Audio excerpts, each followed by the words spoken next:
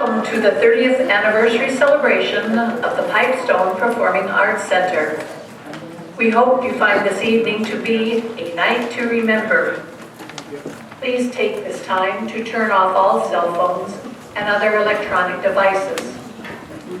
This event is made possible by the voters of Minnesota through a grant from the Southwest Minnesota Arts Council, thanks to a legislative appropriation from the Arts and Cultural Heritage Fund. The Pipestone Performing Arts Center Board of Directors would like to thank you for joining us this evening as we enter our 30th season. Before we usher in the next 30 years, let's try to remember what was.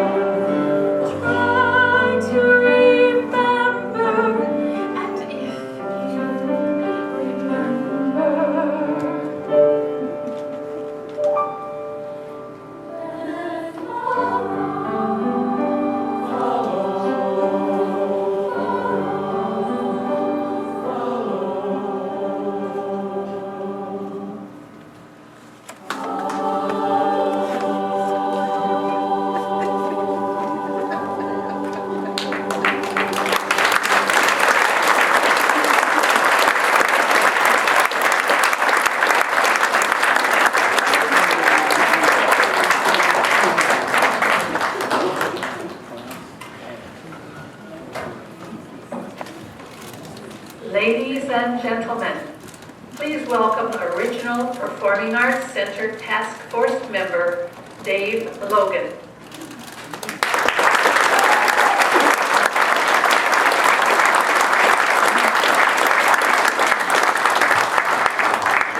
Good evening, ladies and gentlemen, and once again, welcome to a night to remember. 30 years ago, this very stage became the heart and soul of our community's performing arts scene, and a haven for visiting artists. As most significant things do, it began with a dream. The dream of community theater. For hosting vibrant events, and for the beloved Opland Singers to rehearse, perform, and shine. This building has a history of performing arts that extends even further back to the Pipestone Performing Arts Center. Erected in 1898. Sorry, Rich. Did you guys hear what I said?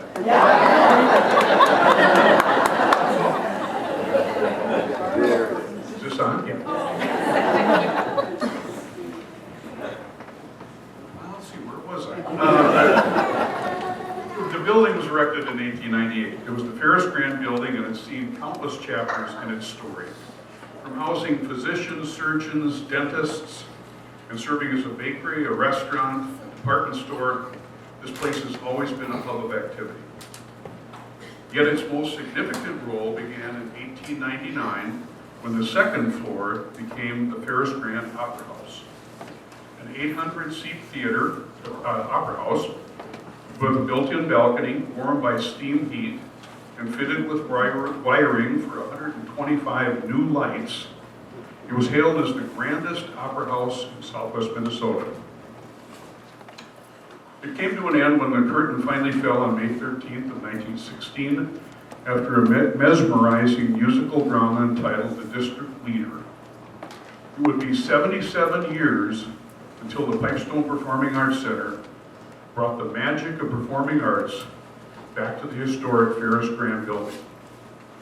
Join us tonight as we pay homage to that rich history and as we look forward to the next chapters of talent and entertainment. Starting in 1991, many different sites and buildings were considered when trying to locate the theater before the Ferris Grant building was selected. It was then that an anonymous donor came forth and said that if the community could raise $100,000, they would match it with $100,000. And so a task force of 18 people was assembled to fundraise and organize the efforts of turning the former bakery, restaurant, and department store into a state-of-the-art theater for the Pipestone community. Construction was set to begin in 1992, and by about April or March of 1993, most of the infrastructure work was done. On April 23rd of 1993, the Pipestone Performing Arts Center rolled out the red carpet and held a grand opening ceremony. Tuxedos and limousines were all part of the extravagant gala that featured the Opland Singers, Hooray for Hollywood. This debut was emceed by Calumet talent Doug Lalonde. And following that performance, the County Star was filled with rave reviews by all those who attended. A performance from the Opland Singers that evening included Ease On Down the Road from the popular musical The Wiz. Much like Dorothy Gale's adventures in the timeless musical classic of The Wizard of Oz, the road to the creation of the Pipestone Performing Arts Center was not always easy, was not simple, was not straightforward, but was well worth the effort. To achieve goals like this, you need to use your head, to have passion and heart, and to have the courage of your convictions. Join us now as we begin to ease on down the road of all the memories with a performance from that gala evening in 1993 by the Opland Singers.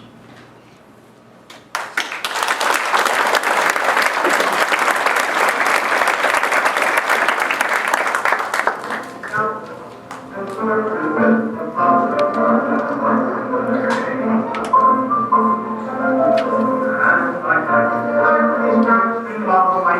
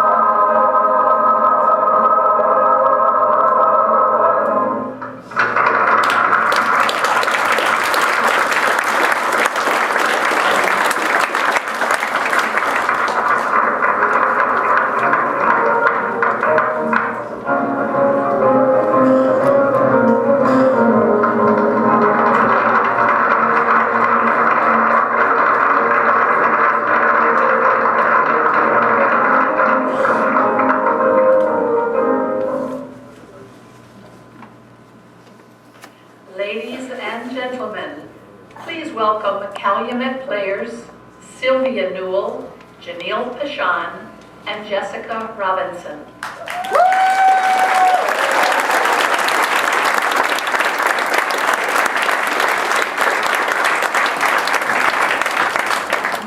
Following the successful debut of the Pipestone Performing Arts Center, and fueled by passion, dedication, and a love for the arts, a group began to organize. Calling ourselves the Calumet Players, we envisioned bringing the magic of community theater to the brand new performing arts stage in downtown Pipestone. The goal was to provide a platform for local talent of all ages, but also to help support this wonderful arts center financially. In July of 1994, we approached a director, assembled a multi-age cast, and staged the wildly popular British comedy, See How They Run. Over the next 15 months, the organizers, along with a growing company of actors and crew, presented 3 additional shows. In November of 1995, The Diary of Anne Frank played to sold-out houses. Formal organization of the Calumet Players took place in March of 1996, when we were officially incorporated as a nonprofit arts organization. The stage was set, quite literally, for what would become a remarkable journey.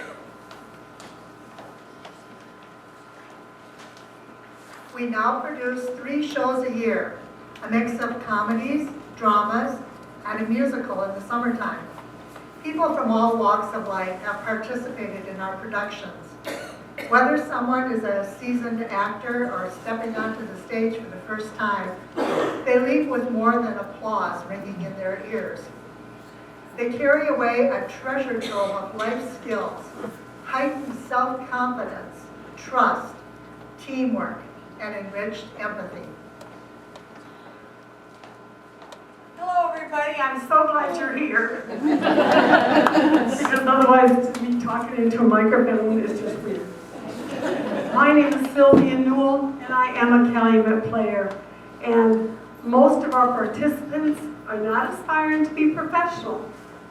They're teachers and pastors and attorneys and secretaries and stay-at-home parents and everyday heroes. Community theater is an outlet for people who truly love theater. And in the world where we have the privilege to choose our communities and identities, the theater stands as a testament to those bonds we build through the shared passion. When you join us on this stage, you become part of a family that transcends labels and differences. We create theater with a shared community for community. The Calumet Players have a proud tradition of producing one-act plays. Our commitment to excellence has been recognized. In fact, we've received Best Actress Awards, Best Festival, Excellence in All Design Awards for our outstanding production of After the Flags and Band in the 2021 MAC Festival, which was held right here in Pipestone. We are delighted to present tonight another one of our one-act gems titled Ladies of the Mop. This whimsical story graced our stage 9 years ago as part of a festival hosted by the Calumet Players.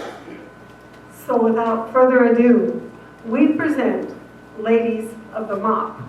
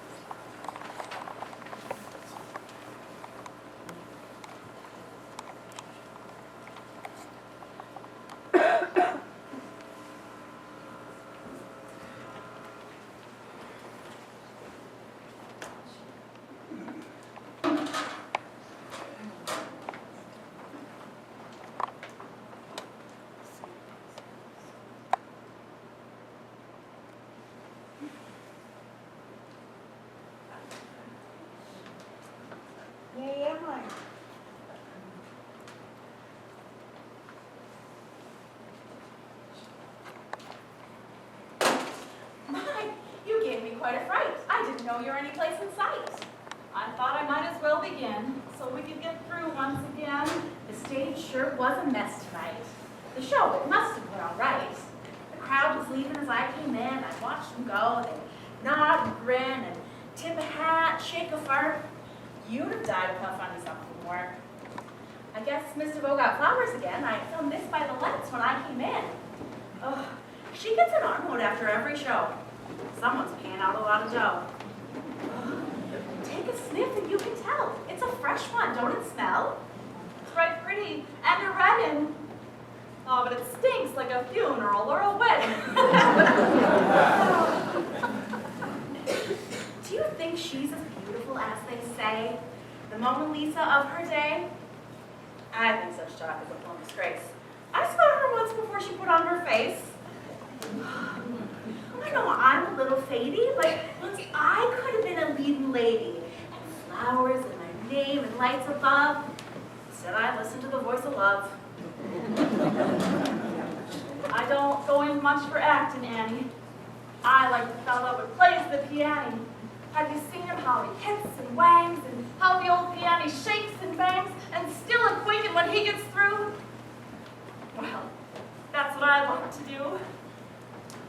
Evening, girls, I'm a little late, but with all my public, I had to wait. Hallie met you. I couldn't see your face. Don't worry. We just started to mop the place. Thought I'd be here, girls, before now, but the little man and me, we had a row. Oh, no, Hallie. And you weren't armed? Tell me, were either of you harmed? I came out all right full of vim, and I can't say so much for him. Now I mopped up one floor, not with the broom, so over, girls, give me some room.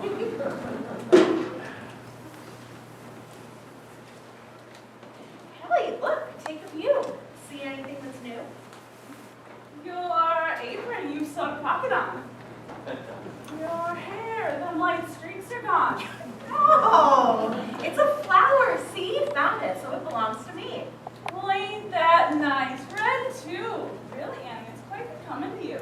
I found it there by the lights. I suppose it's Miss DeVoe's by rights, but as I was saying, Maddie, before, I might have had my name above the door. Lights, flowers galore.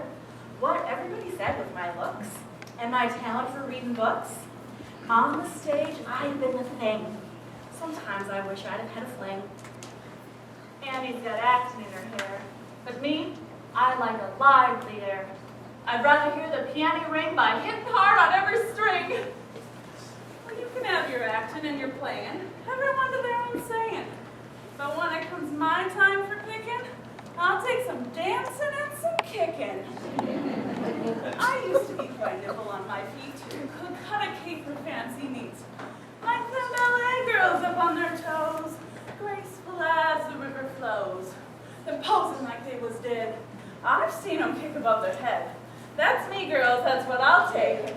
Come around the mountain when she comes. Come around the mountain when she comes. Oh, there's Jessie. Come around the She's mountain. a She sight. come She's around all the mountain. key again tonight. She ain't got the chest to make it right. Hi, Bessie. We heard you come in. Heard that sort of mournful humming? Don't take no note of Maddie there. She ain't got the ear for operatic air. Evening, girls. Thought I'd come back and join you in your midnight snack. Got the dressing rooms all clean, but such a mess you've never seen. To raise my spirits, I sang a bit. I reckon you heard a snatch of it. Too bad some of you ain't got no upbringing to appreciate good singing. I had lessons when I was young, could hit high C before I begun. I didn't have a future yet. I'd be singing at the Met. Of course, Bessie. Your voice is divine. Has that dramatic quiver. That line. Well, we were all saying we had a flair for the arts and do she care. Annie goes in for acting and such, and Maddie likes to give the piano a touch. But I'll take dancing. I like the running and the tussle. That's me, girls. That takes muscle. Say, wouldn't it be all right if tonight, while we have our midnight fight, we could all entertain? We could eat. While we eat, we could perform and have a treat. Maddie, you could play us a tune, and Bessie, you could sing right soon. Hallie, you can prance and kick away, and I could do a scene from a play. I've kind of been practicing that part where Miss DeVoe dies of a broken heart, and I'd like an audience to see if I knew it. What do you say, girls? Shall we do it? Someone you should sing and you should play. Oh, but who's the first to do or do? Me or you or you or you? I think Maddie's music should be first. Then I could get my voice rehearsed. I can limber up a joint or two. Yeah, and will you girls, and you know what to do. Well, you girls get into shape, I'll sit and listen and have a break. Well, I don't know quite how this is done, but I've seen them with their hands make a rumble and push and pull and push and pull until they've got both hands full. Up and down on the pedals they pound while their hands beat out the sound. They leap and sway and shake their head and give their elbows lots of spread. dreaming of someday. But girls, this is all I can play.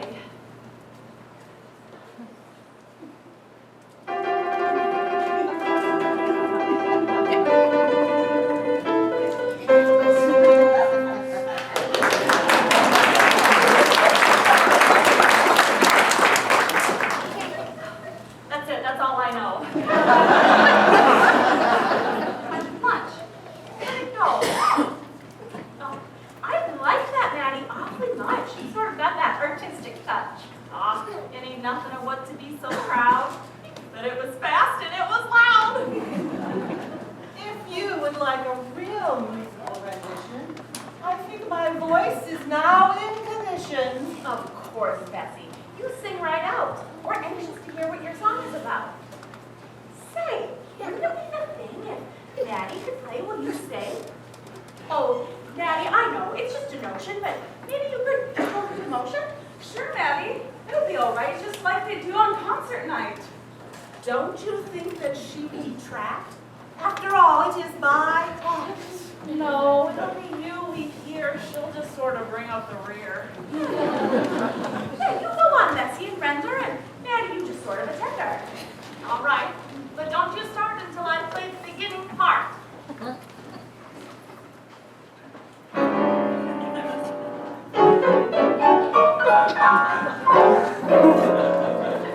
I quit. I won't be made a fool. Just because she sits on a piano stool, she can't make fun of me. Me, who once hit high C. Oh, Bessie, don't get upset. There's no damage done yet. Maddie didn't mean no harm. She just sort of hit the keys with her arm. I'll say no more. I'll make no more mention, the likes of which is beneath my attention. I don't stoop to spat, no ma'am. I'm a lady, I am. Here, Bessie, you sit and I'll do my act next. This scene I like more than any other is when Miss DeVoe says goodbye to her lover.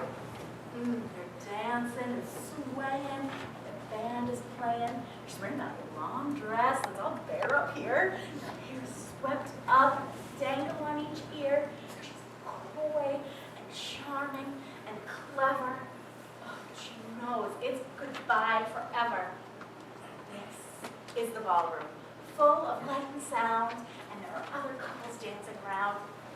This is Bonavent, handsomer than all the rest. He holds me close against his chest. It's too romantic for us to speak, so instead we dance cheek to cheek.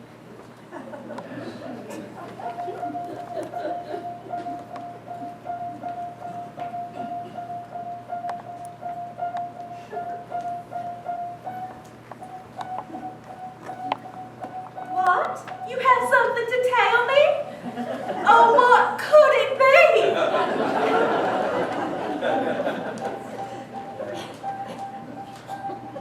You're leaving tonight? You're ordered to go? Why wasn't I warned? Why didn't I know?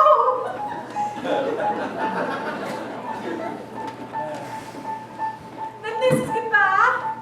This is the end. I'm not crying. I'm Bonavent. The dance is over. I mustn't breathe, so kiss my hand and leave. He is gone. He is gone.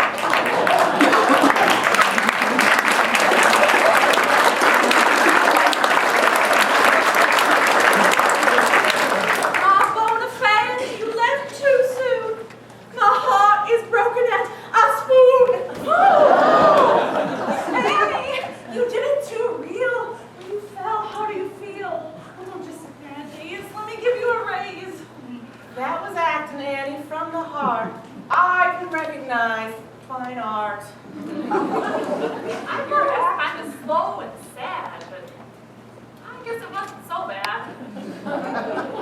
Annie, you did great. Your action I thought was great. But you need more freedom in your action. Make your your motion have more attraction, more grace as you move about. That's where dancing helps you out. When you have muscle and are in trim, you can float about like you can swim. You can raise up on your toes lightly and flutter about sprightly.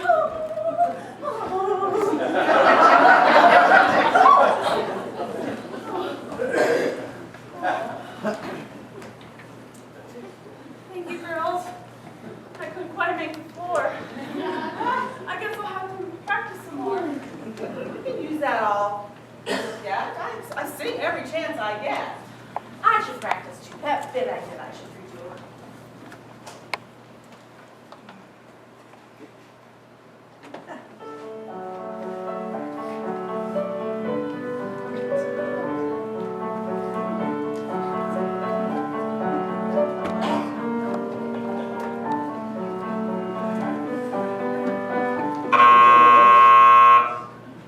Oh, there was the horn that blew.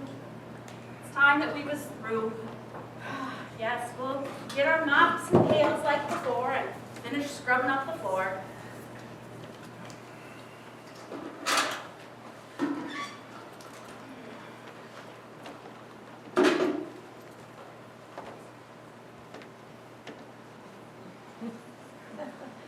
I suppose Miss DeVoe was eating somewhere where the lights are bright. Well, I had myself a snack tonight.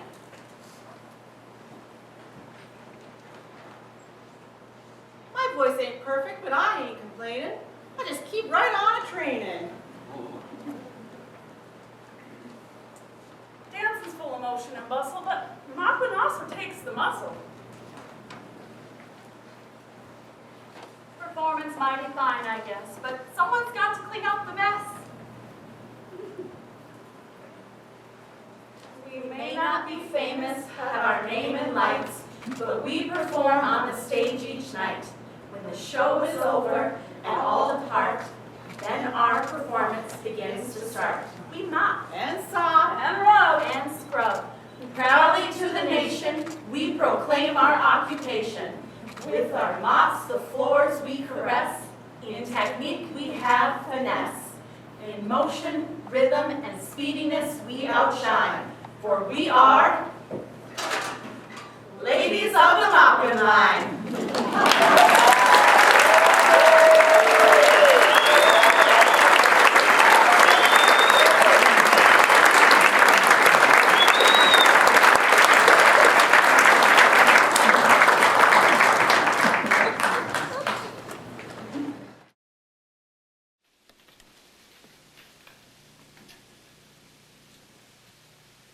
A diary! I've never had one, and I've always longed for one. Pencil. Pencil. I'm going down to the office to get a pencil. Anna, no. But there's one in the office now. It doesn't matter. I don't want you ever to go beyond that door. Never? Not even at nighttime? When everyone is gone? Or at 7? Can't I go down to listen to the radio? Never. I'm sorry. It isn't safe. No, I never want you to go beyond that door. And see. It'll be hard, I know, but always remember this. There are no bolts or doors or locks that anyone can ever put on your mind. Meep will bring us books. We'll be able to read poetry and history and mythology.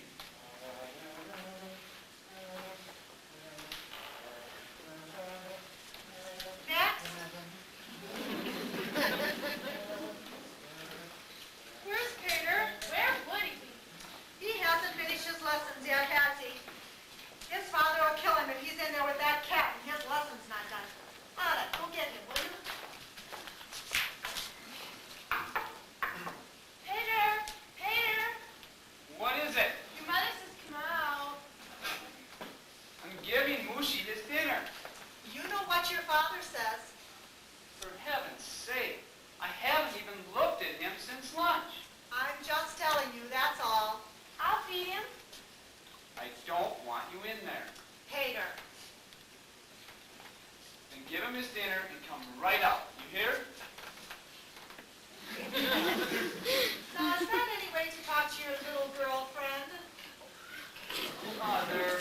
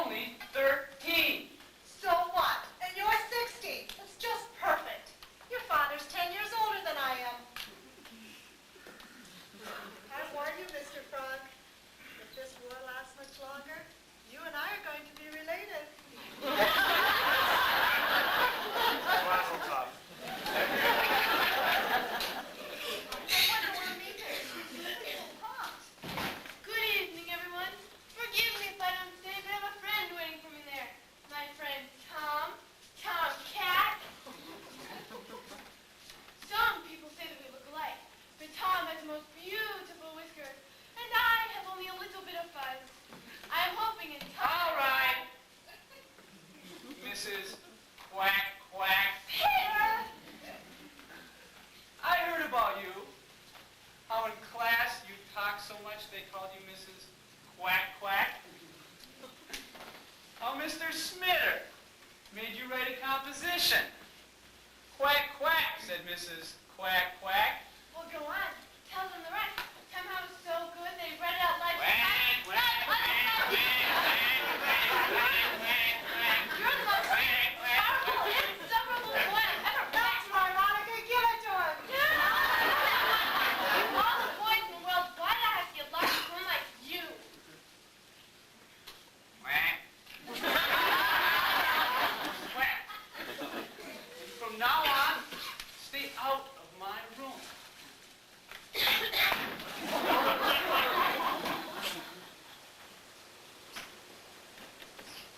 Peter, have you ever kissed a girl?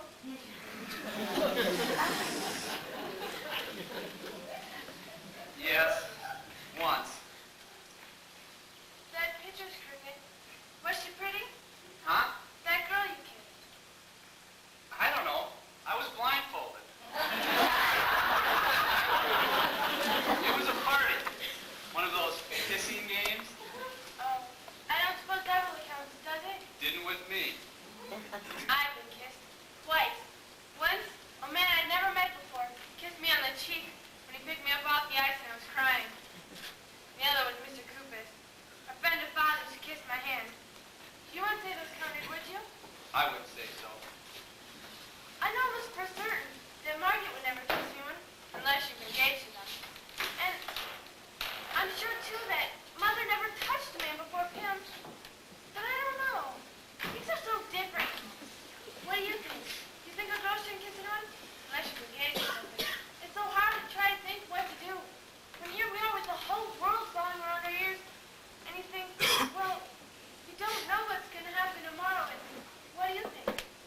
Well, I suppose it depends on the girl. Some girls, anything they do is wrong. But others, well, it wouldn't necessarily be wrong with them. I always thought that when two people... I have to go. Good night.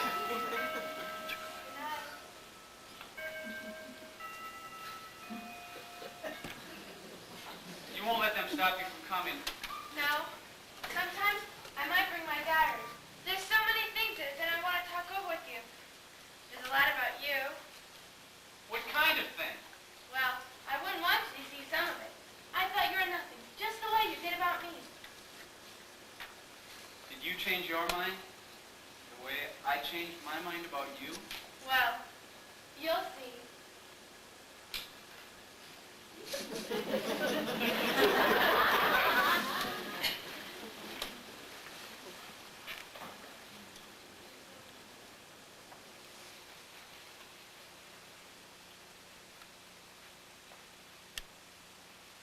Burn this.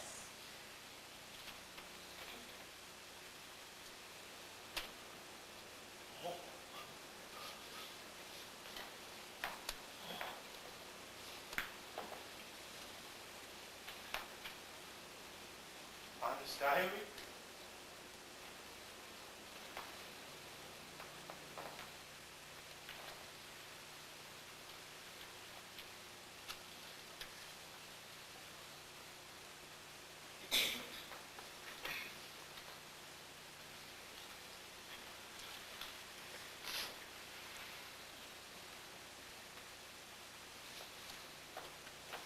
July the 6th, 1942.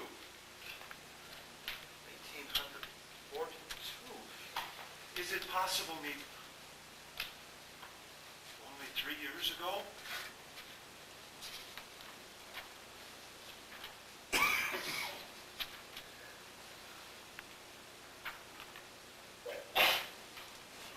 Dear Diary, since you and I are to become close friends, I will begin by telling you about myself. My name is Anna Frank. I was born on the 12th of June, 1929. As my family is Jewish, we emigrated to Holland when Hitler came to power. My father started a business, importing spice and herbs. Things went well for us until 1940. Then the war came, and the Dutch defeat, followed by the arrival of the Germans. Then things got very bad for the Jews. You could not do this, and you could not do that. They forced Father out of his business. We had to wear yellow stars. I had to turn in my bike. I couldn't go to a Dutch school anymore. I couldn't go to the movies, or ride in an automobile, or even on a streetcar, and a million other things. But somehow, we children still managed to have fun.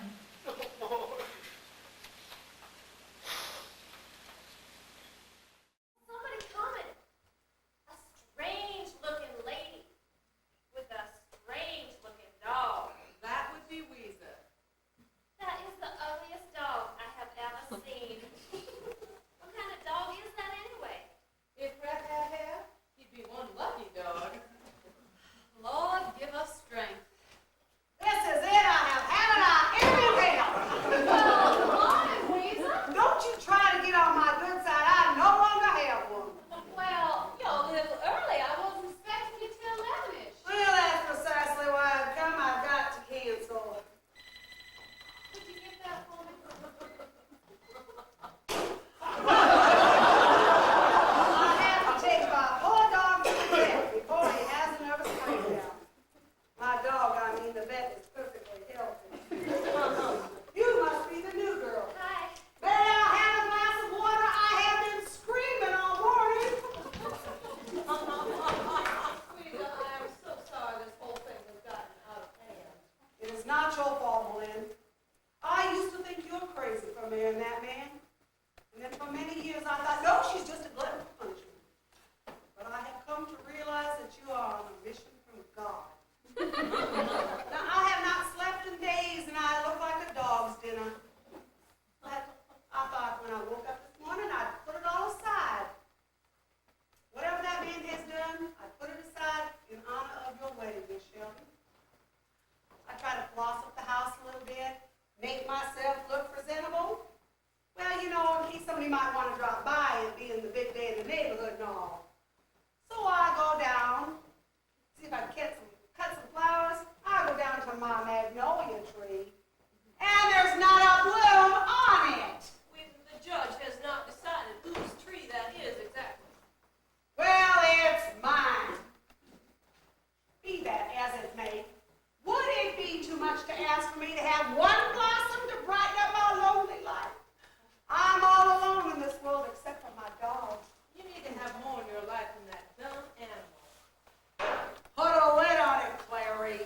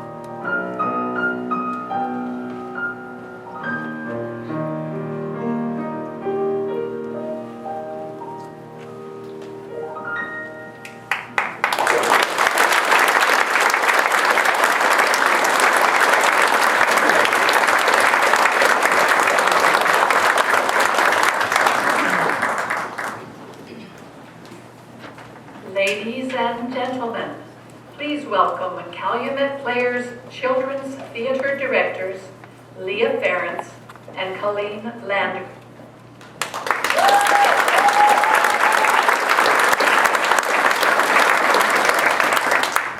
The Pioneer Youth Drama Company was brought to life in 1994, thanks to the efforts of community members Bronwyn Jones, Judy Winter, Cynthia Ports, Gil Barduson, Patty Bearfield, Nancy Oy, and Janice Pohl. These organizers produced the inaugural children's theater, Charlie and the Chocolate Factory, of which we just saw photographs during Tyler's piano performance. The production featured a cast of 175 children, as well as many volunteers and technicians. Eventually, the Pioneer Youth Drama Company evolved into the Calumet Player Children's Theater, a vibrant entity that continues today to kindle the talent and passion for theater in young actors on our local stage.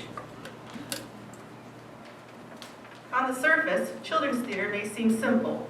A few over-the-top characters, some brightly colored costumes, a simple plot borrowed from a children's book, and maybe a catchy song or two. In reality, children's theater has a powerful impact on children and their development, encouraging increased intelligence and empathy for others. Immersed in the world of theater, children develop a rich imagination, exploring new realms, fresh perspectives, and innovative ideas. Indeed, theater doesn't merely entertain, it elevates and enriches children's lives in countless ways. Now, please enjoy a live performance of the song, Children Will Listen, from the Stephen Sondheim musical, Into the Woods, which was performed on this stage in the summer of 2015. Performing are two music educators, Reggie Gorder and Katrina Hart, along with two active participants of the children's theater program, Mackenzie Prinz and Gwen Sullivan.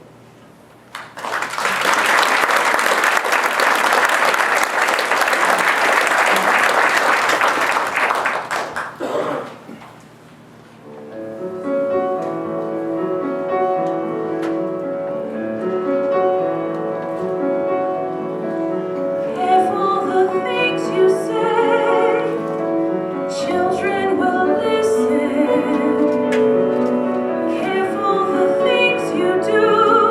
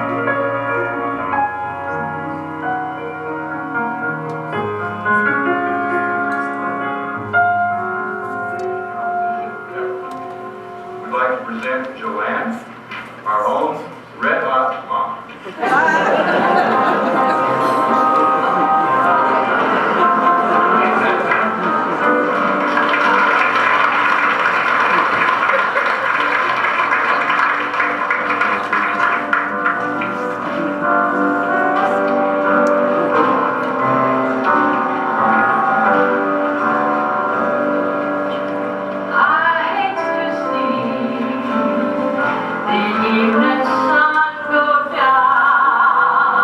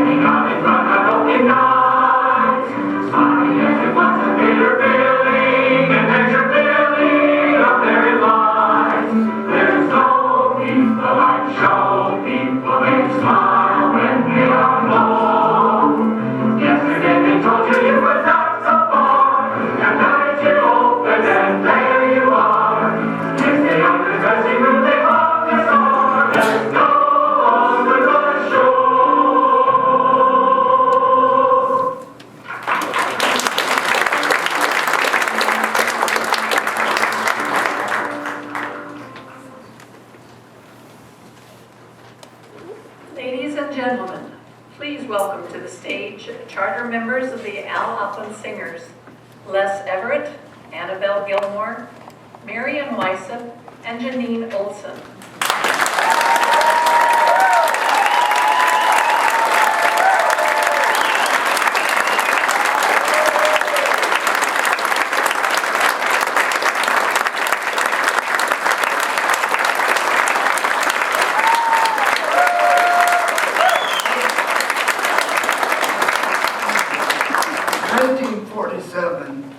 Al Opland, the vocal and instrumental music instructor at the Pipestone High School, organized the Pipestone Male Chorus. The group first performed in a yearly concert with the United Male Chorus of Southern Minnesota. A yearly spring concert was added in the early 1960s. In late 1977, officers of the male chorus contacted 3 female singers at Pipestone: Marianne Weissep, Janine Olson, Annabelle Gilmore.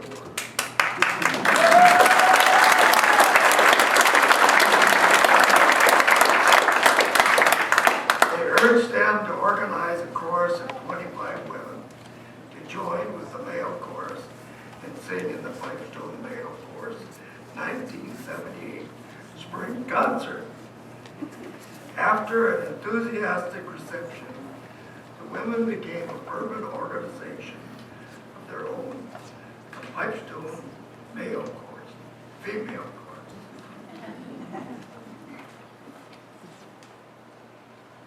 In 1979, the 2 groups performed spring concerts in Pipestone, Ruthven and McBenton. Soon a Christmas concert was added and quickly became a tradition in Pipestone and surrounding communities. By 1980, the 2 choruses combined and honored their director by naming themselves the Al Opland Singers. Then in the fall of 1983, the first dinner theater show was held and continued to be presented throughout the fall of 1997. The Al Opland Singers were determined to carry on Alan Opland's love of music and standard of excellence after his passing in 1984.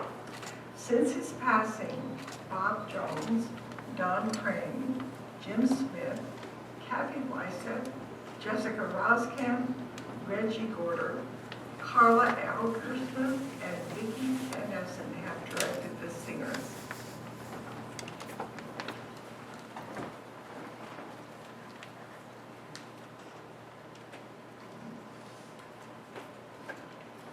The Al Opland Singers have been graced by a number of local musicians during their 67th year. Original accompanist Clarissa Strong retired in 1994 after playing for 37 years. Other accompanists who left lasting impressions have been Dolly Talbert and Janine Olson. These 3 women and other talented pianists and assistants have provided the chords and musical notes for our voices for the past 76 years. If you've been attending Opland shows over the years, you're undoubtedly aware of how much the group has changed. It has evolved from a rather classic performance style to a more theatrical approach with colorful costumes and more robust lighting, sound effects, and choreography. We are indebted to those who stepped in to produce shows in new and innovative ways. Talented choreographers introduced complex staging, and clever designers dressed singers in beautiful costumes. We are indebted to the many singers from all over the region who have given their time and shared their musical gifts for the past 76 years. Our chorus has seen many faces, and we wish to sincerely honor and appreciate all of these singers, both past and present, for becoming cherished members of our musical family.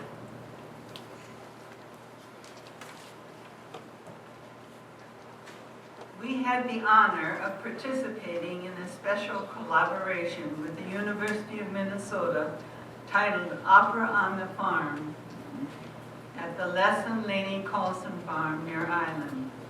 Aaron Copland's The Tenderland was presented in both 1993 and 2000 with over 2,000 people in attendance. Set in the rural American heartland during the Great Depression, the plot centers around the coming of age of character Lori Moss, a young girl who graduates from high school, falls in love with the drifter, and ultimately leaves her family's farm to set out on her own. One of the more well-known musical arrangements of The Tenderland is The Promise of Living, an anthem about rugged self-reliance, community, the sanctity of purposeful labor, and the blessings of the harvest. The national media covered the opera event on all 3 networks, providing extensive coverage of this event. Charles Correll dedicated a full 15 minutes to the production on his CBS Sunday morning program. Let's take a look.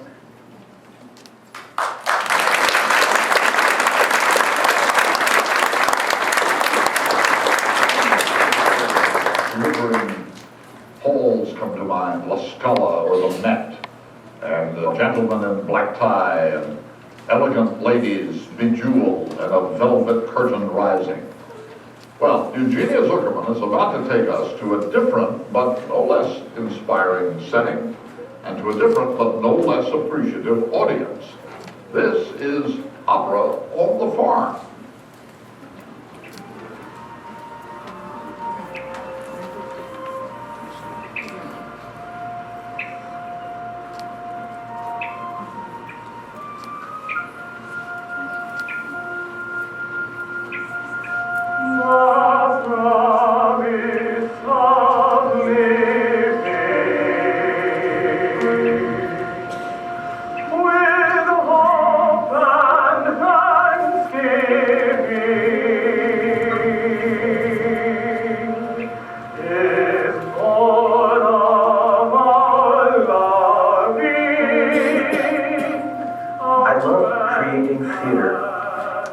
unexpected places. I've always liked finding drama where you don't usually expect to find it.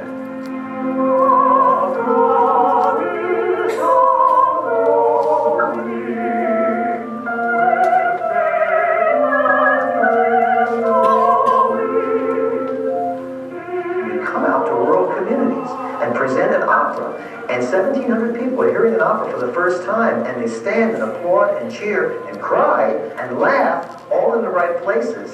Something is right. Something is very right. Let's try it one more time. This is at number 4, everybody, 5 more houses. Something was very right and unique when conductor Murray Sidlin and director Vern Sutton of the University of Minnesota School of Music presented Aaron Copland's rarely performed opera, The Tender Land.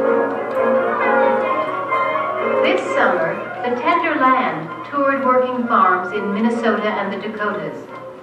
Farmhouses were the sets, the land and sky the backdrops.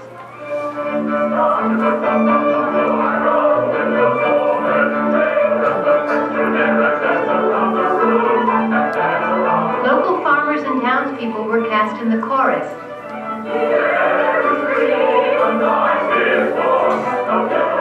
The tour brought The Tender Land as close, perhaps, as it will ever come to Copland's original intent.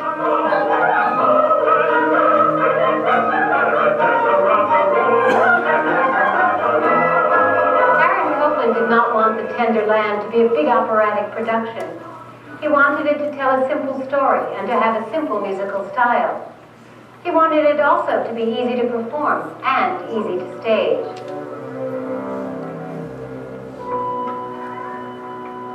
Imagination is no longer an issue. You don't have to create the set inside your head. Once I thought I'd never grow taller than 10. Yes, we have heard by the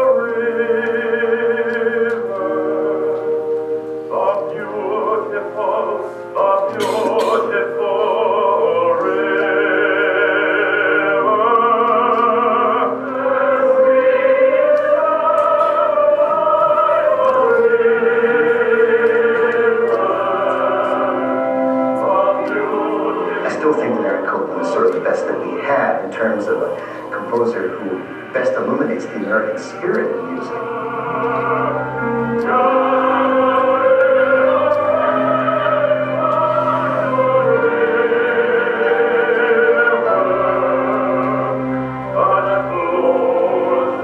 And I thought that this opera and that philosophy belongs out in a lot of rural areas.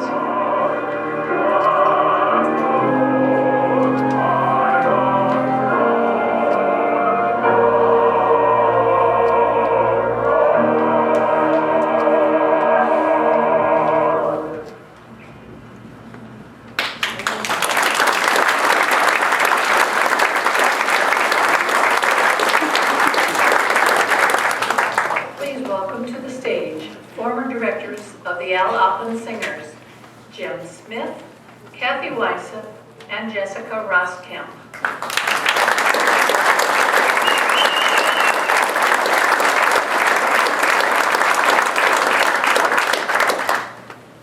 Thank you. It is important to recognize the roots of the Opland Singers and the significant community member who many hailed Pipestone's own music man, Alvin Opland. A native of Colton, South Dakota, our own music man came to Pipestone in 1945. By 1955, he had built a music program at Pipestone High School that would go on to win the national championship in the Chicagoland Music Contest. Bob Carlson was his successor at the high school, and the two of them were the band directors, only two of them for 53 years. When Opland retired from teaching in 1978, he promised the residents of Pipestone through an article in the Pipestone County Star that he would not retire quietly.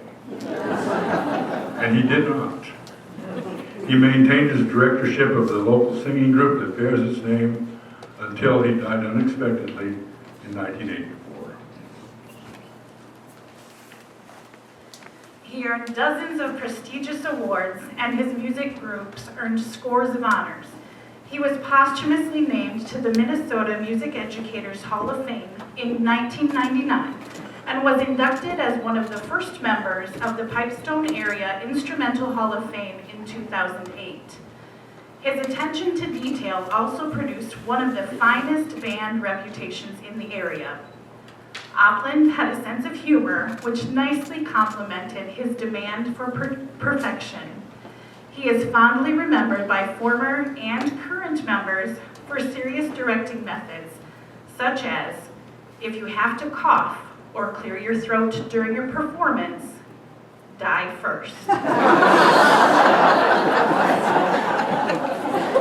Al Opland represents what a lasting legacy arts education can impress upon students and the community.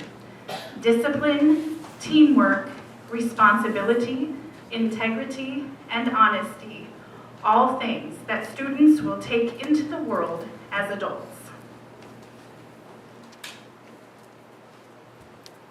And before we continue, I'd like to invite the Opland Singers back to the stage to prepare for our Act 1 finale.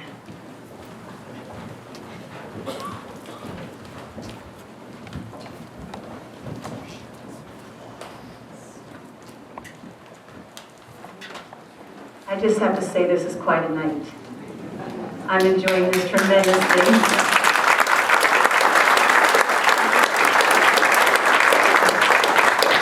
The Opland Singers performed many medleys of various musicals and composers over the years. A musical we revisit often is Schoenberg and Baudelaire's Les Miserables. Les Mis is a show about courage, love, heartbreak, passion, and the resilience of the human spirit. Themes that transcend time and place. Perhaps the most relevant themes, however, are related to the dignity of the human person. Please enjoy a medley from this widely popular musical, Les Miserables.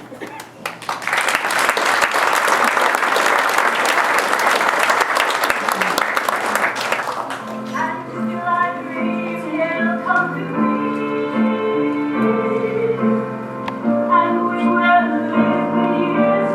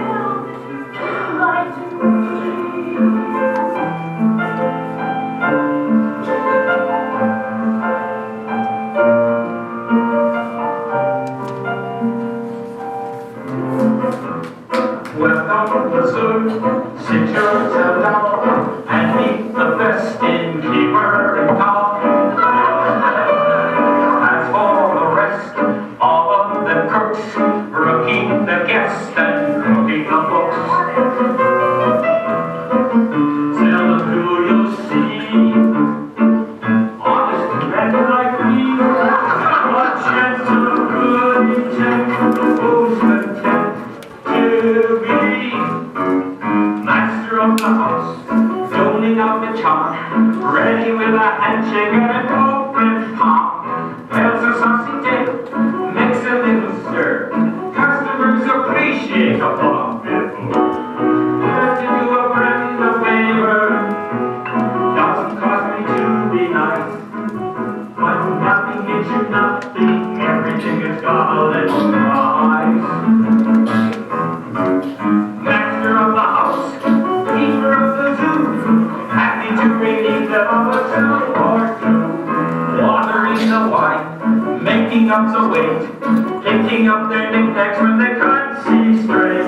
Everybody loves the landlord, everybody's bosom friend. I do whatever pleases, don't I please in the end? Master of the house, greatest extreme, that I would need a friend. But for heaven's sake, have you seen what's happened since? Master of the house, isn't worth my sweat. Comforter, philosopher, and lifelong pet. A cunning little gray, a regular old cat. Thinks he's quite a lover, but there's not much there. What a cool trick of nature. Hey, everybody raise a glass to the master of the house. People say that you hear the distant drums. It is a future that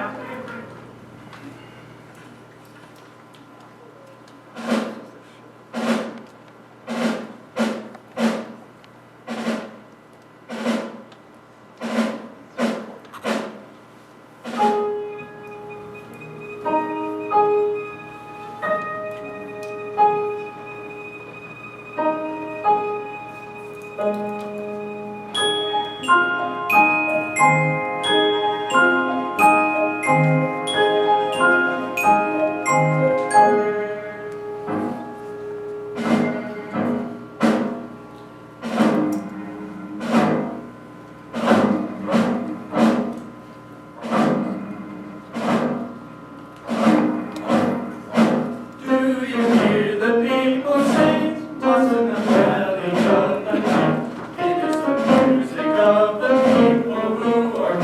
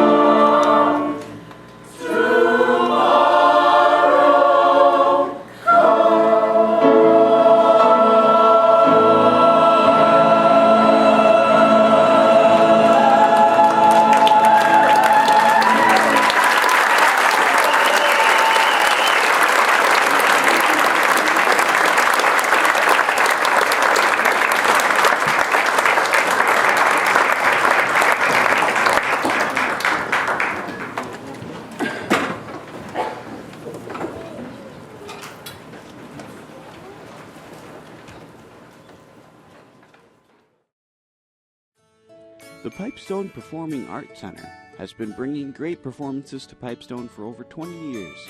Hear a special performance by the Hunts. This building was built as the Fair's Grand Opera House in 1898.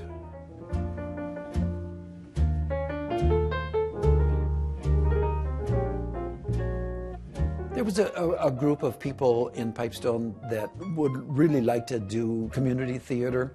Back in 1947, there was a band director, Al Opland, who started the Pipestone Male Chorus, and we really needed a place, where we could have a home. And so that's why the Performing Arts Center was built, was remodeled and built.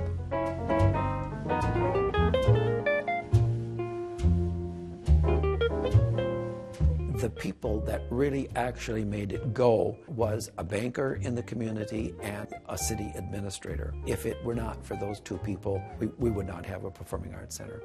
And then, of course, the donors. We started a fundraising in order to do this remodeling. We raised, in probably a year or so, we raised probably just a little over $300,000 to remodel the space.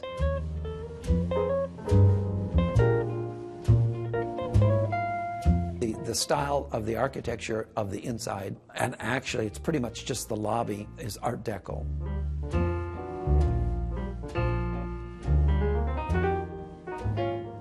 An interesting thing that we have one of the only artifacts, I believe, in Minnesota from the old mansion of the Watkins over at Winona. A fireplace that was in the original mansion before it was torn down.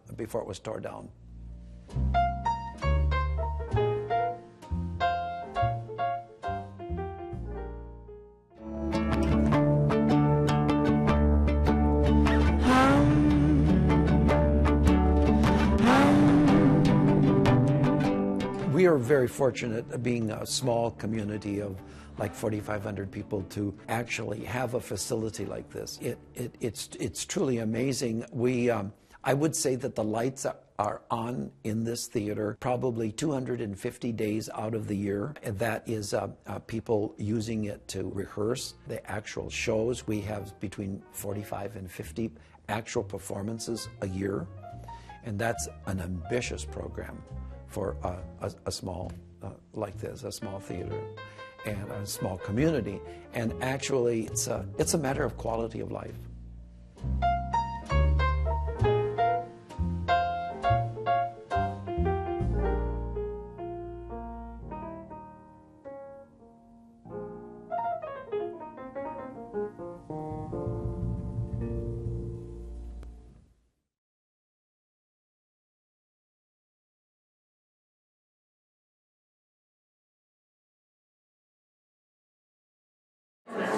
Please welcome former president of the Pipestone Performing Arts Center, Ian Cunningham.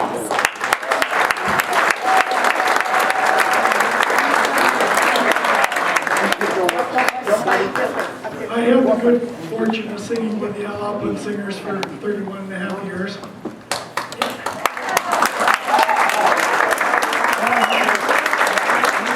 Earlier in the show, there was a dancing scarecrow. That was me. I also served on the Performing Arts Center board for many years, and for several years as president. The performing arts enrich the lives of all who take part in it, on either side of the stage lights. In an age where we often stream content isolated in our homes, the theater keeps small towns like ours vibrant. Sitting in a collective communal space, side by side, is a transformative community experience. We owe our gratitude to the generous donors who have supported us for 30 years. Without their contributions, we couldn't sustain our operations. Many years ago, the Arts Center board was faced with a dilemma. In order to afford to bring in the presenters, series, professional acts, we were going to have to raise ticket prices and have full houses. We had the idea that we considered of individual sponsorships of individual shows, and Randy Hartquist came up with a good idea of let's get a group of businesses that support it every year and support all of the presenter shows collectively, and that's been working very well. Local businesses have been steadfast in the underwriters season after season. You can see a current list of the underwriters featured in your program, and there's also a poster out in the lobby. And when you see these business people in person, please thank them for investing in our community. These underwriters keep ticket prices accessible for our presenter series, which have been a great success in bringing regional professional acts to the Pipestone Performing Arts Center. Among the many, many donors, there's one individual who deserves some special mention. Pipestone Performing Arts Center was the recipient of an exceptional gift and a challenge in 2008 by Deanne Griebel, who established an endowment in memory of her aunt, Betty Rickerman. With $25,000 raised locally, this endowment equaled an incredible $145,000. According to Deanne, the endowment and challenge was to help create a sense of community. In response, the Pipestone Performing Arts Center Foundation was established. Live events require a diverse range of skills from numerous individuals behind the scenes. Often, as audience members, we don't get to witness the dedicated puppeteers dressed in black, pulling strings, operating buttons, sewing costumes, painting sets, or board members that have served year after year. Our organization has thrived thanks to countless loyal volunteers, technicians, and board members. Artists have certainly made their mark on these organizations, but it's heartwarming to see how these groups, in turn, have woven their influence into the lives of those who have generously shared their time and talents. Let's hear from some of those dedicated individuals about the enduring legacy of the arts.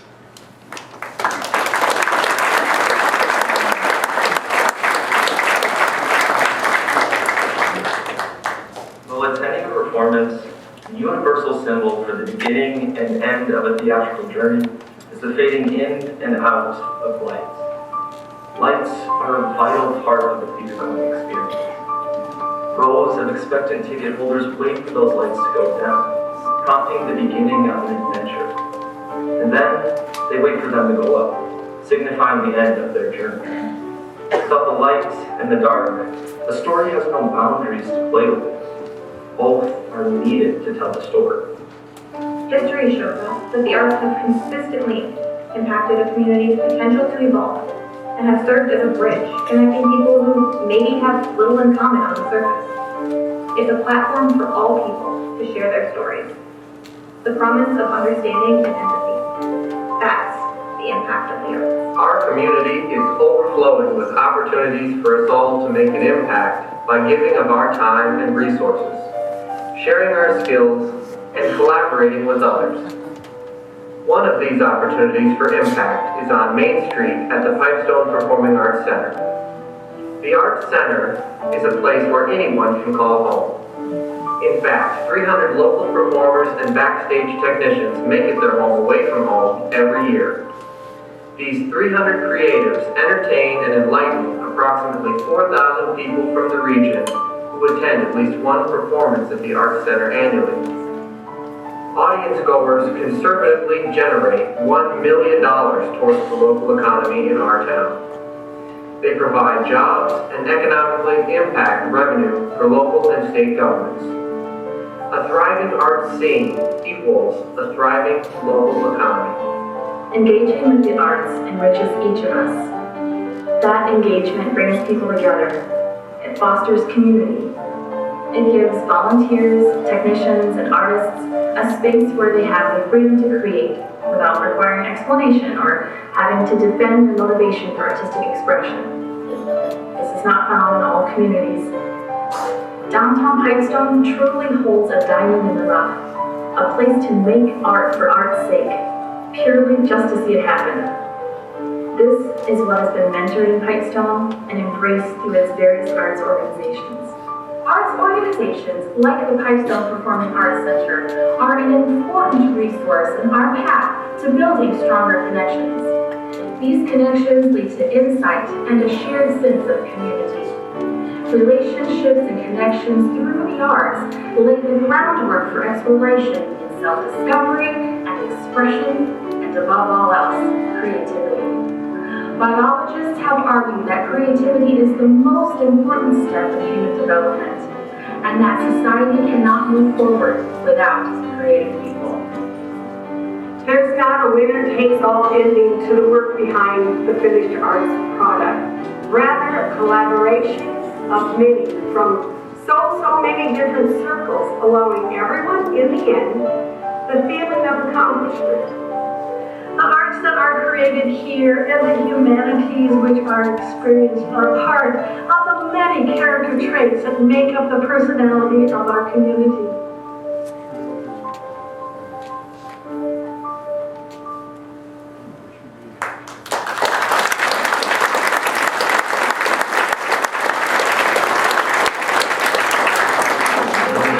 Main Street Jamboree is live on the air from the Pipestone Performing Arts Center.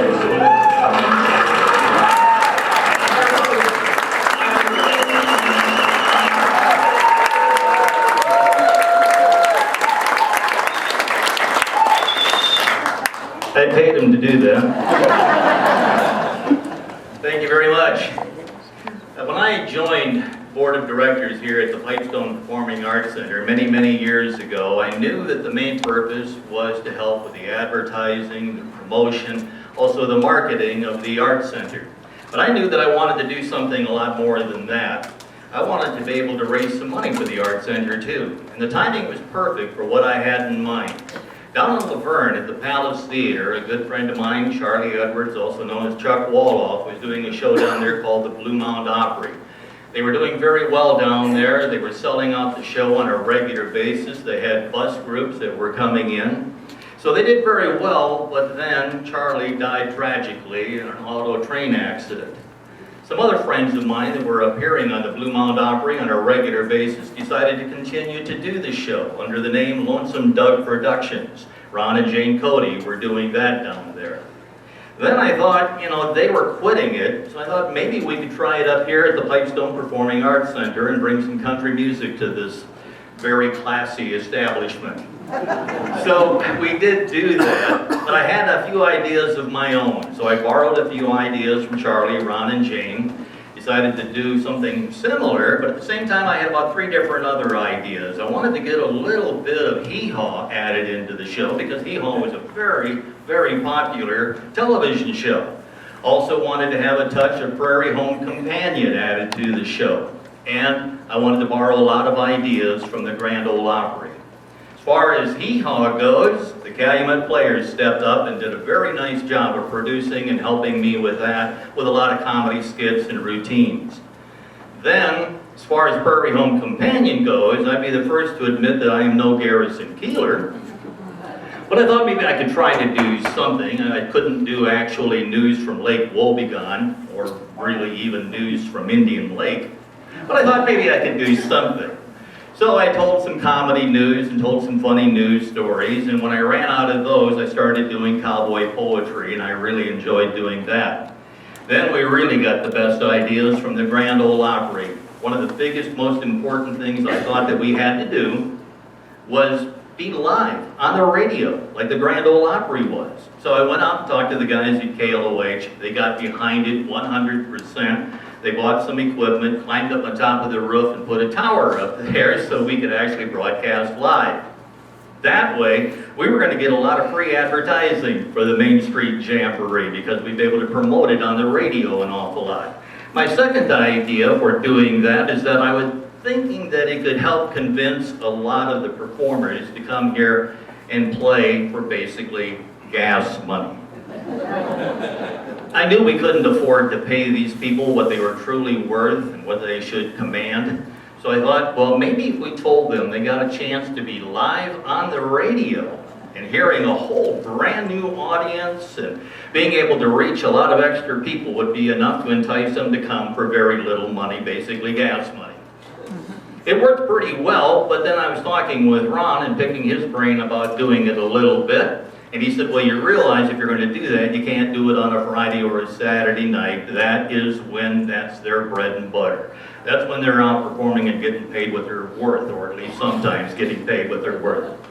So we figured we had to do it on a Sunday afternoon, and that worked out great with the radio station too. So we started doing it on a Sunday.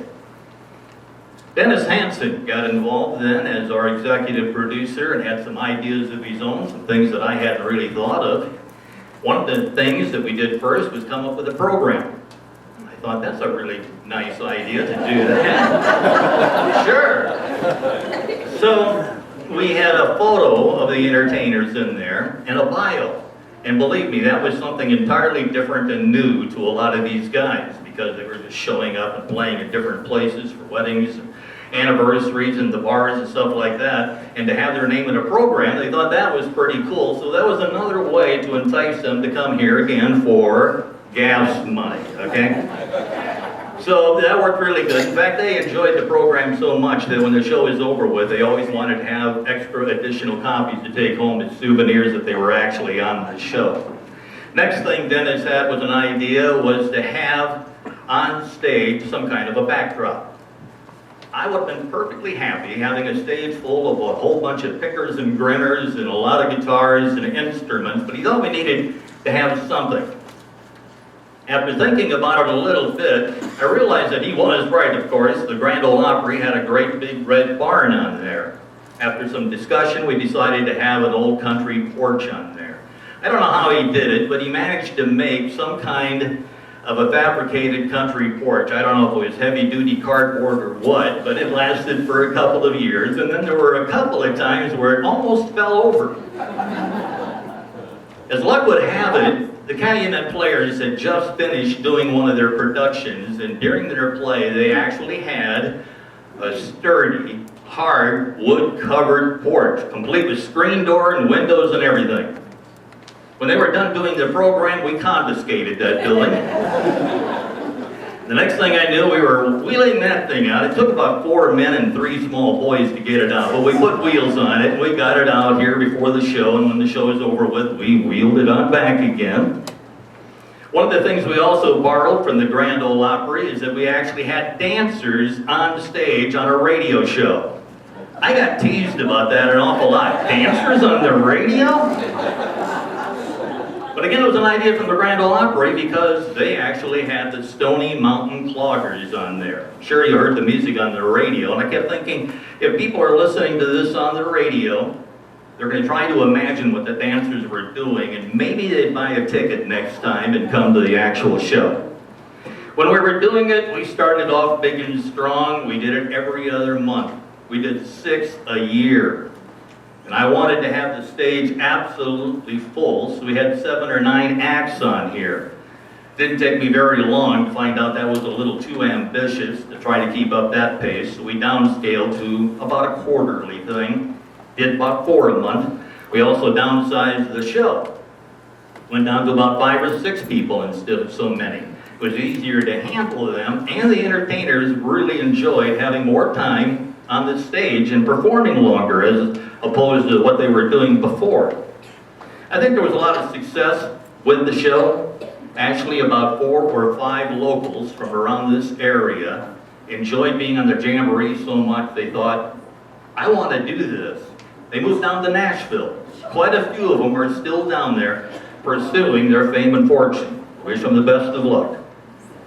We also had quite a few name acts here at the time on stage, and again, for gas money, imagine that. We had Monroe Crossing here. Sherwin Linton came all the way down from the Twin Cities and did a long show for us. Carl Hinkle, who is the lead singer for the Wright Brothers, came here all the way from Indianapolis for gas money. Of course, that's a lot more gas getting here from there. We also had the Great Pretenders, the Bauman Brothers, and there were a few times, too, where we had somebody from our area that went down to Nashville to record with the legendary Dennis Morgan. Then they came back up here to sing songs from that album and promote it. People like Kimber Lee did that. We did about 40 shows over 10 years. When we decided to call it quits at that point in time, we did do a couple of reunion shows, and they were always an awful lot of fun. By my own personal calculations, I think we raised about $15,000 for the Pipestone Performing Arts Center, and it's basically due to all these performers coming here for? Yes. Very good. Very good. One thing I almost forgot to mention is when we had that country porch, one of the people that performed on the show liked the porch so much, he had his picture taken on it and used it for the cover of his own CD. So we have a picture of the porch on the CD. That doesn't always happen that much either. Well, when the shows were always done and we wheeled that thing back off the stage, then we would go over to the Calumet. We went over there and we would have everybody get caught up with their old friends, meet some new friends, talk about music, talk about what we were doing, talk about the show. We were over there having a grand old time, having burgers and beer. And while we were doing that, it occurred to me that they were spending their gas money on the food right here in town. They didn't leave with anything other than the fact that they had a feather in their cap that they were on the show. So I knew we had to do something more. And I borrowed another idea from the Grand Ole Opry. Every once in a while down there, they would take a performer that they really enjoyed, that was on the show an awful lot, and make them an official member of the Grand Ole Opry.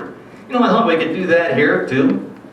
I thought we could make them official members of the Main Street Jamboree. We would surprise them when they came to do the show. We'd make a big presentation, get their picture taken, and we'd hand them a plaque. And if you notice, a lot of the plaques are still hanging out in the lobby. I think we had about 7 or 8 people that we made official members of the Main Street Jamboree. Here today, somebody I've already been talking about, Ron and Jane here up towards the front. They were on the Jamboree 15 times.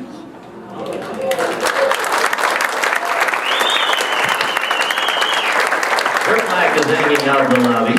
Only one person was here more than them. Mary Molitor was here a whopping 18 times. We went through an awful lot of changes, did a lot of things different, kept improving, of course, over the years, but one thing stayed constant. We always ended with the same song. And joining us to help out with that, we have Danelle Wildermuth here, too. We always close with Willis Circle Beyond Broken. Yeah, you get gas money.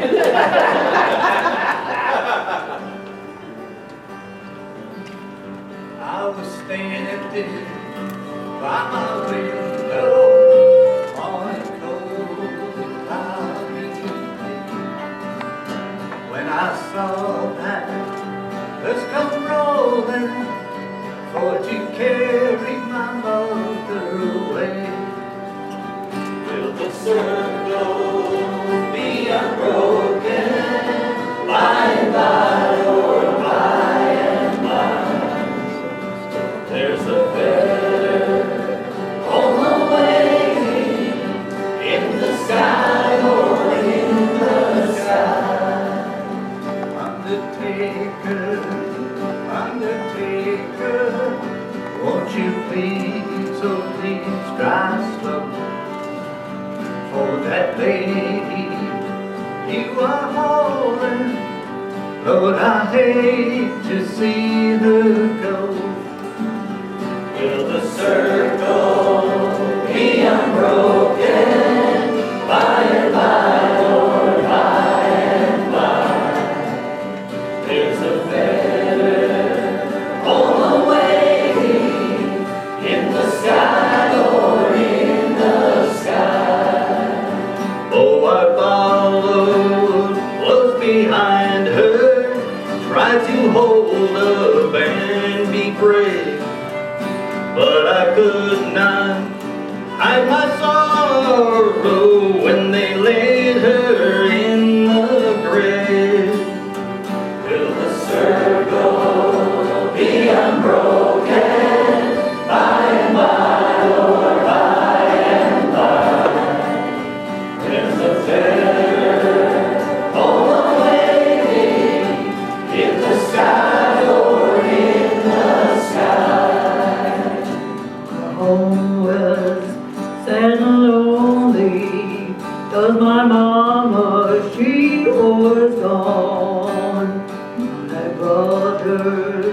sisters crying, almost died and low. Will the circle be unbroken by and by, Lord, by and by? There's a better home awaiting in the sky, Lord, in the sky. Will the circle be unbroken by and by, Lord, by and by? There's a better home awaiting in the sky, Lord, in the sky. In the sky, Lord, in the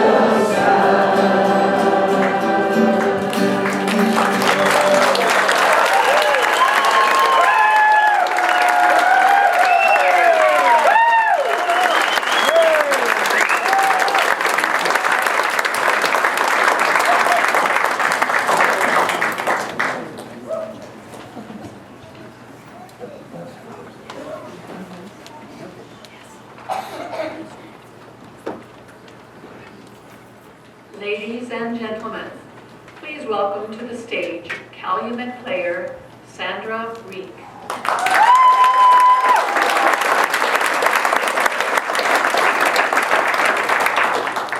Have to follow Mylan.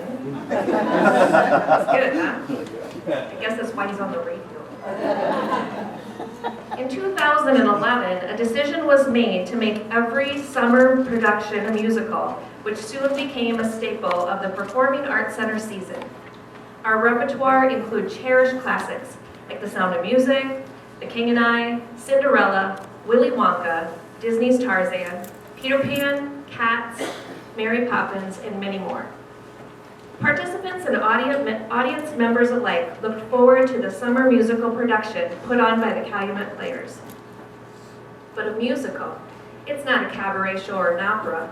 It's a complex relationship of a story of music, and literature, and movement. The synergy of music, movement, and song guides our emotional journeys. Musicals are the most collaborative form of art that artists and community members alike can participate in. It takes all kinds of disciplines to make it work, and each person involved gets to showcase the most vibrant expression of themselves. It's a canvas where both children and adults get to paint their imaginations with boundless creativity. The Calumet Players have traversed a remarkable path since 1994, and our voyage is far from over. Our shared love for the theater binds us together, and our dedication to the extraordinary community remains steadfast. Now, let's take a stroll down memory lane, starting with digital performances from The Sound of Music, Tarzan, The Music Man, Mary Poppins, Cinderella, Cats, and a special live showcase by the stars of Annie.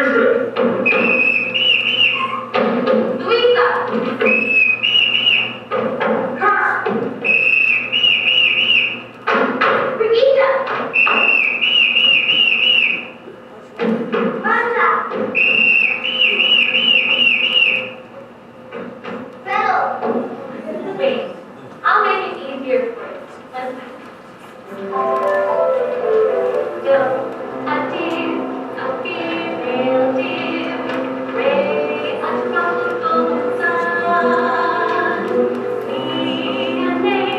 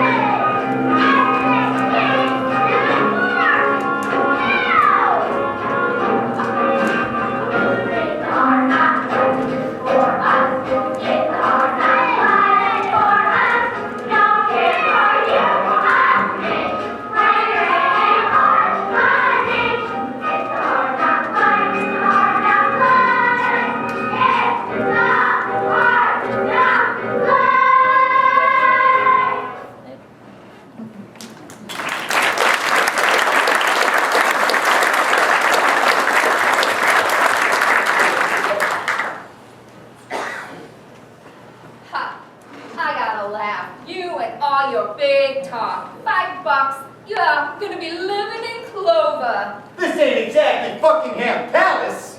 Hey, I'm on the city. Steady salary, free food, gas, and electric. I'm doing all right. Sis, you're doing like I'm doing. Lousy. Oh, Aggie, how do handy kids ever end up like this? On the skids.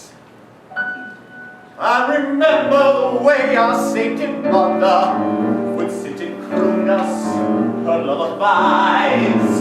She said, kids, there's a place that's like no other.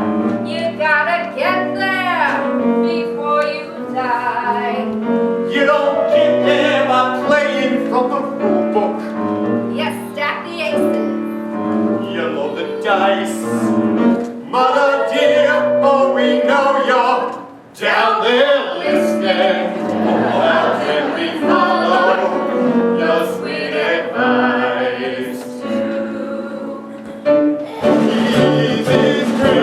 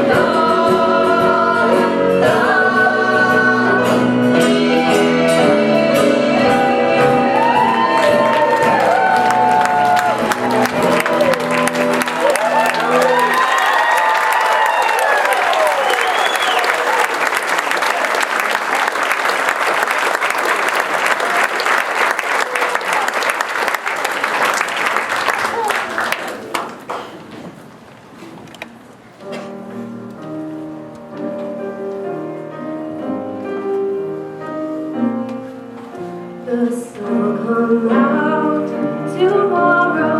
That's your bottom dollar. That tomorrow there'll be sun. Just thinking about tomorrow clears away the cobwebs and the sorrow. Till there's none when I'm stuck with the day that's gray and lonely. I just pick up my chin and grin and say,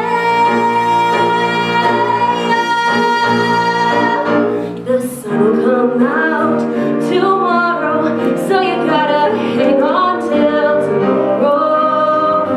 Come what may, tomorrow, tomorrow, I love you. Tomorrow, you're always a day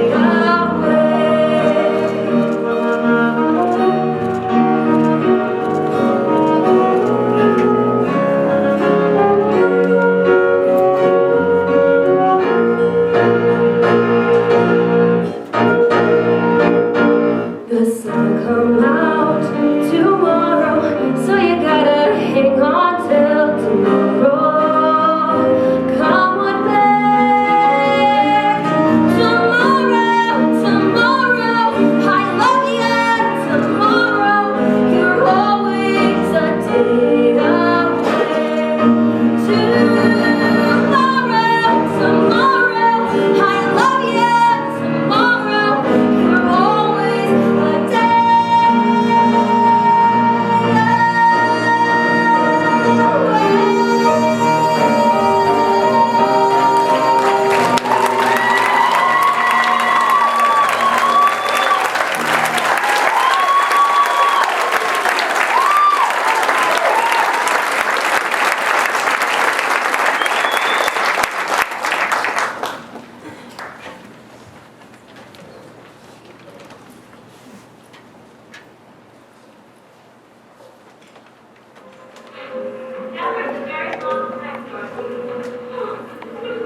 Can you help me?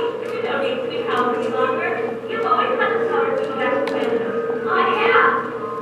Why didn't you tell her in the first place? Because she wouldn't have believed me. She needed to learn it for herself. What have you learned, Dorothy? Huh? Well, I think that it's not just enough for one to be Uncle Henry and Opland. That if I ever go looking for my heart's desire, I won't have to look any further than my own backyard, because if it's not there, I've never lost it to begin with. Is that right? That's all it is. It's so easy. I should have thought it for you. I should have felt it in my heart. Me too. I would have had the courage of my conviction. No, she needed to find out for herself. Now those magic slippers, they'll take you home in 2 seconds. Toto 2, Toto 2. Oh, my country, so hard to take my dog. Goodbye. Oh, don't cry. Please, restful trip. Here's your oil. Oh, no, I know I have a heart. Right.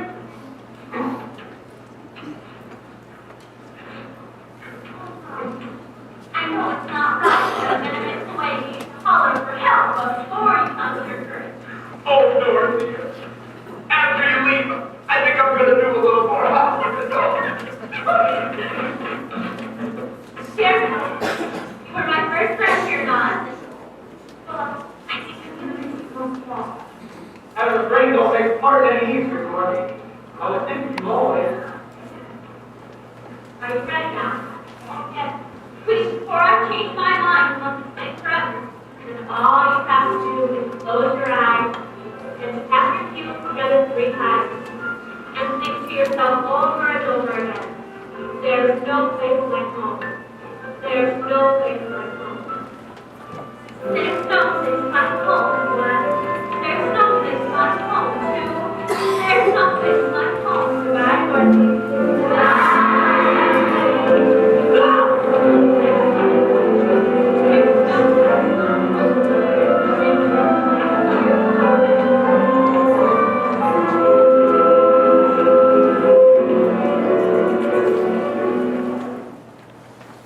In the classic movie, The Wizard of Oz, the yellow brick road is a symbol of adventure and the search for knowledge and self-discovery. Along the journey, Dorothy meets unique characters and confronts her fears, gaining insight and understanding about herself and the world around her. Dorothy learns that she has always had the knowledge, heart, and courage within her to find her way home. This cherished narrative has graced our stage several times. In 1998, I had the honor of playing Dorothy in the Children's Theater adaptation. In 2008, the Calumet Players produced a fully staged musical rendition featuring a cast of 60 actors, dedicated volunteers, skilled technicians, and the magic of a live orchestra. For its timeless message, Somewhere Over the Rainbow has been performed by the Opland Singers for many years. The image of the yellow brick road endures as a symbol of collective effort and friendship.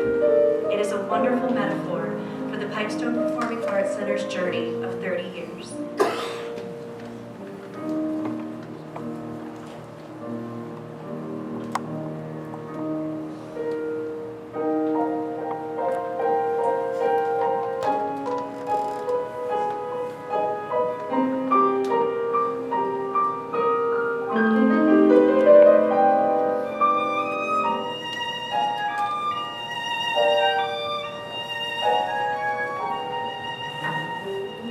When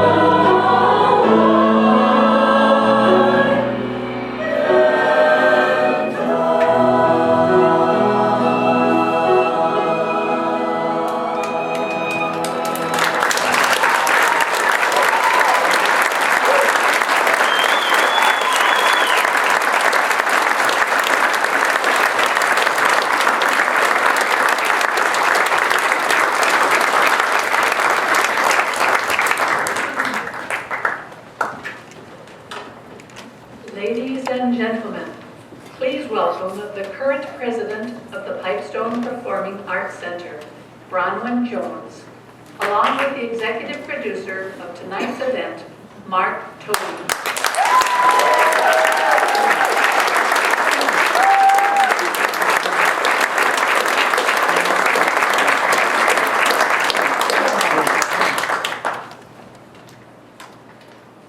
We have spent this evening together reminiscing and remembering stories and memories of the past 30 years. Many people from all walks of life have entered and exited this stage during that time. But a few familiar faces and stars of our theater have left a lasting legacy, and we would like to recognize and pay tribute to these puppeteers and ringmasters of the Pipestone Performing Arts Center. Jim Hintermeister.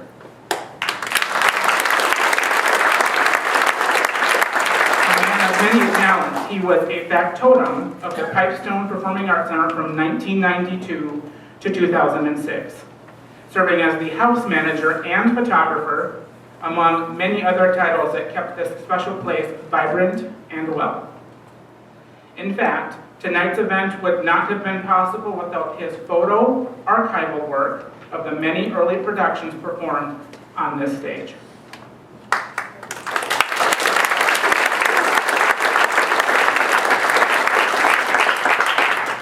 Carlson. Les served,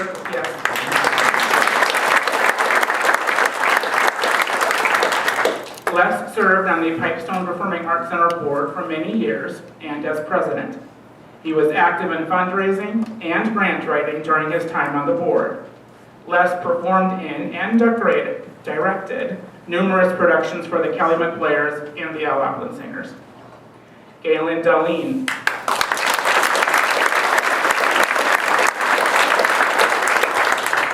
With a background and education in social studies, English, and speech, Galen was the chairman of the high school speech department and directed plays for 36 years. He brought these gifts and talents to the original task force of the Pipestone Performing Arts Center in 1992 and would continue to serve on the board for many years. And as president, you would often find Galen wearing a headset up in the light booth.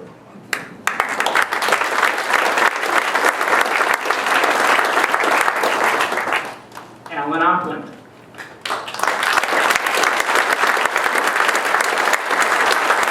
Pipestone's very own music man. This very theater's roots can be traced back to the legacy of Al Opland. His impact on his students and community members is what led to the creation of this space. In fact, his influence on a young sophomore in high school may have been what sparked the flame of a dream to one day have a community theater in downtown Pipestone. And that sophomore is our Imagineer and steadfast leader, Dennis Hansen.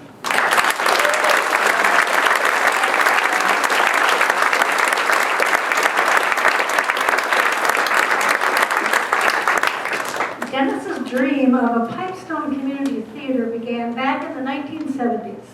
But it wasn't until the early 1990s that Dennis would receive a phone call saying that his dream could become a reality. Mike Morgan, president of First National Bank, and city administrator Dave Logan were sitting in his office and wondered if Dennis could stop by and visit with them about his idea. As the story goes, Dennis replied with, "I can be there in 55 seconds." The rest is history. It took many community members to make this theater happen, but it took the dream of one to ignite the flame. Dennis has had a passion for music, theater, and the arts since he was a young boy. The arts are one with his soul.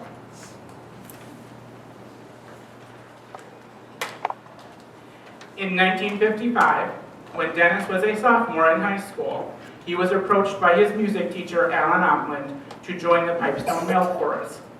Dennis would become a singing member of the group for nearly 60 years. The only time Dennis would take a hiatus would be during his time going to Dunwoody in the Twin Cities and when he served in the Army.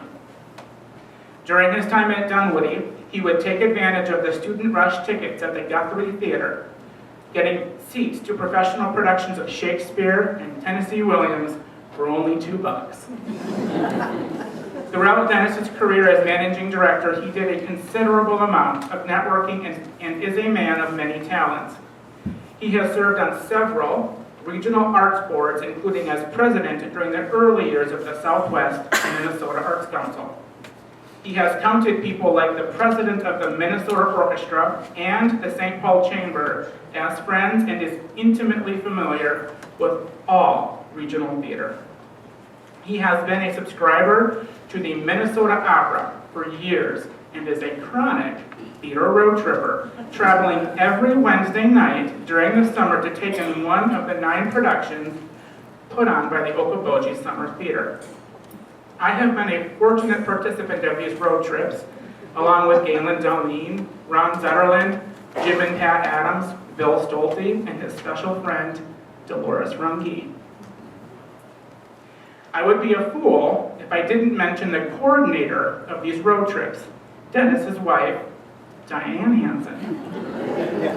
Diane makes sure that Dennis travels with a fresh bottle of water, his nightly pills, and a comfy, warm sweater. Sweater, you ask? Well, Dennis is well known for walking into any air-conditioned room and expressing that it is so cold in here, you could hang meat.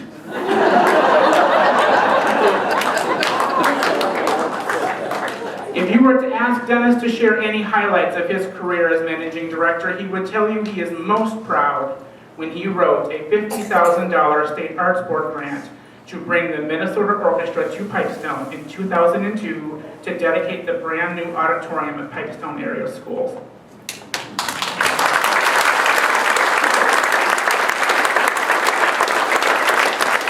And as a fan and supporter of the Guthrie Theater, he is also proud that the Guthrie Theater brought a couple of touring productions to this very stage. He will also share pride in the Opera on the Farm productions at the Les Carlson Homestead with the University of Minnesota and operatic tenor, director, and academic Vern Sutton. And these are but a few of Dennis's great accomplishments. Anybody who knows Dennis knows of his everlasting impact on the PPAC. They will tell you that Dennis is the Art Center and the Art Center is Dennis. He created the managing director position from the ground up and will go on to hold that position for a quarter of a century. He retired in 2018 and entrusted the title to Mark. Dennis has a theatrical treasure trove in his head. From the secrets of managing and operating the house to orchestrating its performers, marshaling an army of volunteers, and holding a Rolodex of who's who. Whether it's a carpenter, set builder, heavy equipment carrier, ticket collector, plumber, or engineer. Dennis has been the wizard behind the curtain, and every now and then he's made his presence on the stage. Let's take a look.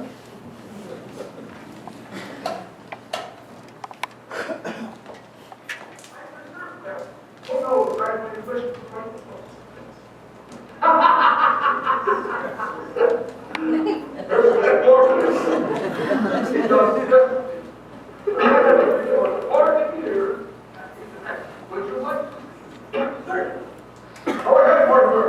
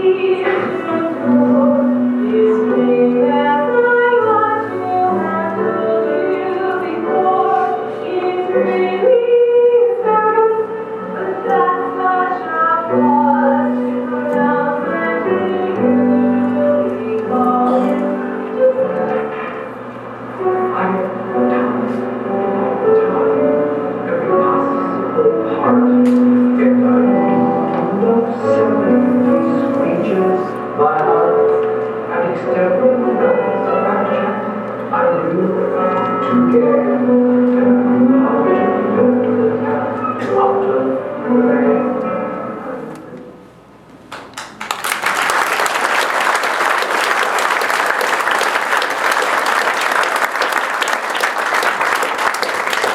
Please welcome to the stage Pipestone Performing Arts Center board member and a music producer of tonight's event, Reggie Moffett-Gorder.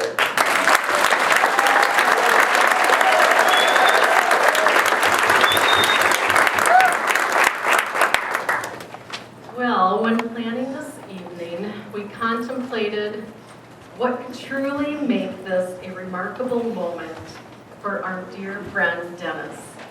Combining his profound love for the arts and classical music, the notion of commissioning a piece in his honor and presenting its premiere tonight felt like an opportunity we couldn't let pass by. We invited local composer and Pipestone Area Schools band director, Dr. Zachary Ployer, to create a piece of music in honor of Dennis. And now, please enjoy the world premiere of Trio, a tribute to Dennis Hansen.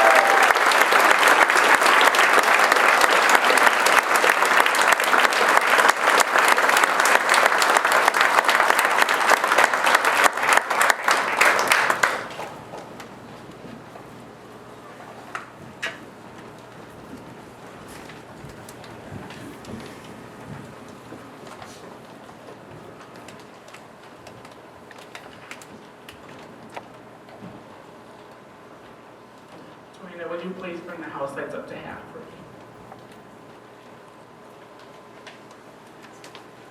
Over the years, it has been obvious that Dennis's passion for theater, music, and community is a part of his soul and leadership. He has put in an untold number of hours without complaint, and the joy that this place brings him is clear. Dennis, the Pipestone community has benefited from your selfless service and commitment, and we are all better for it.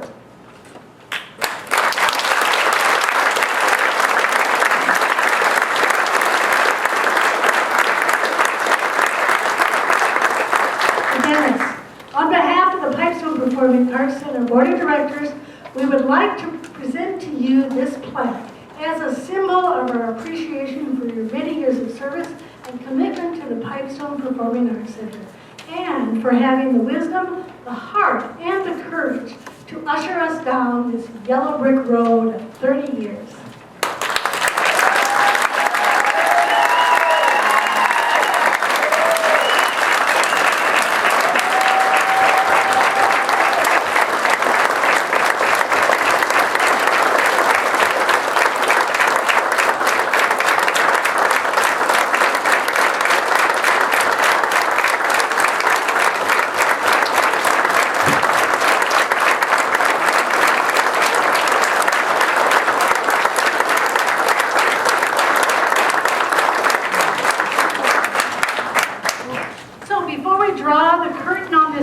We want to extend a heartfelt thank you to all our esteemed guest presenters, soloists, performers, technicians, the Calumet Players, and the Opland Singers. Your contributions have enriched this evening immensely. Tonight we've guided you through three decades of the Pipestone Performing Arts Center extraordinary history. If there's one message we hope you'll carry with you from our time together, let it be that this, no matter the challenges you face on your journey, no matter the obstacles in your path, never stop climbing and pursuing your dreams. So, thank you for joining us tonight as we embark on the next chapter of our 30-year journey. And as you step back into our community and venture out into the wider world after this evening, climb every mountain.